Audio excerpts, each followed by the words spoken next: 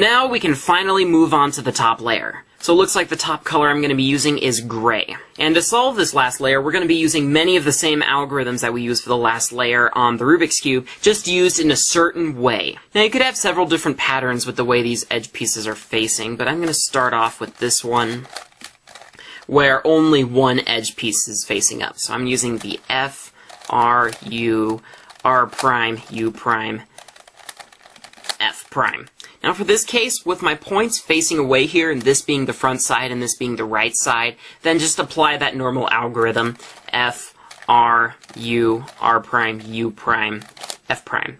And this is the other case that you can possibly get, where you get kind of this arrow thing. But when that happens, you have one point facing the right side and the other 2 points facing the left and back side. So you just have F, R, U, R prime, U prime, F prime. So that's pretty simple, and now we have another star on the top. Now you want to rotate the top layer until you can get as much edge pieces paired up as possible. Looks like we have one here, and we've got none there.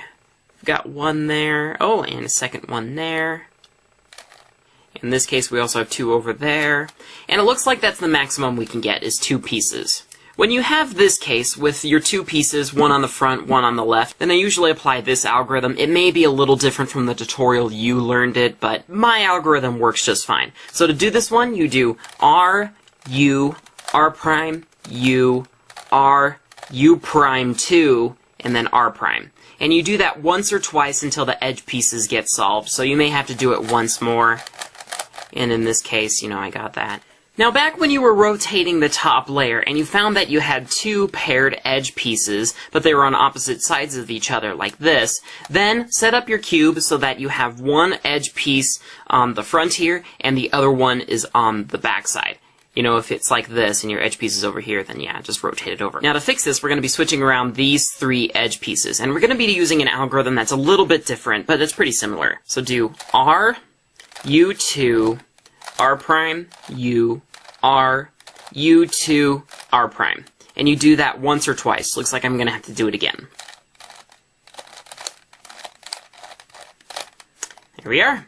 Now if you get the frustrating case where you're rotating the top layer and you can only seem to find one edge piece that pairs up at a time, then you're going to have to apply the algorithm once more. And make sure that you turn it enough times that you only know that one edge piece is being paired up. If you didn't turn it enough or you didn't notice that you actually had 2 edge pieces, then you may screw things up. When this happens, apply the first algorithm from any position. It does not matter. Then go back and rotate the top layer until you can find 2 pieces again. There we are. We've got this case right there. Okay, so now we can move on to the corners. And applying the normal corner switching algorithm is a little bit different on this puzzle. What you want to do is look for a corner that will be in place, and you will always find at least one. And see here, I've got the pink and yellow corner in place. Ah, much better lighting. Now the cases that you'll get in this step is you'll either have just one corner in the right place, you'll have 2 of them, or you'll have all the corners in the right place. And for me, I just have one. Now I'm going to consider this as the left side and this is the right side. And with that in mind, you apply the normal corner switching algorithm. So that's L prime, U, R, U prime, L, U, R prime, U prime. And you will only need to apply that algorithm once. And it looks like we have these 2 corners matched up. Now let's move this over here, and if you haven't noticed yet, we're switching around these 3 corners. So you want to make sure that your matched up corners are in this area. Now this time we're going to have to apply the algorithm once or twice. So let's go through it. There we are. Nope, once more.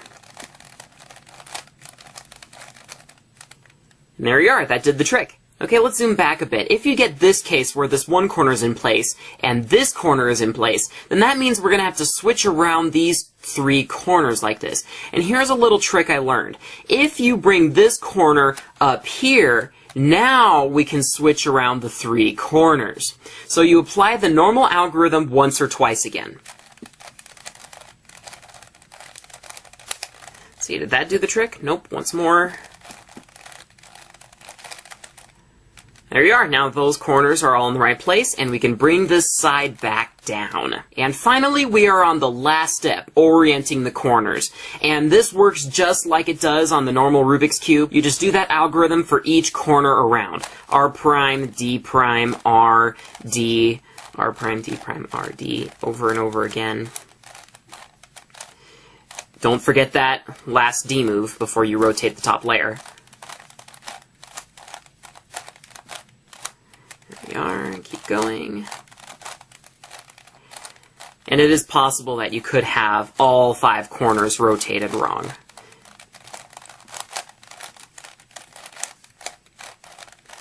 Almost there. And since we rotated the top layer 3 times, we just need to rotate it back to get it back in place. And there we are, the Megaminx is now solved.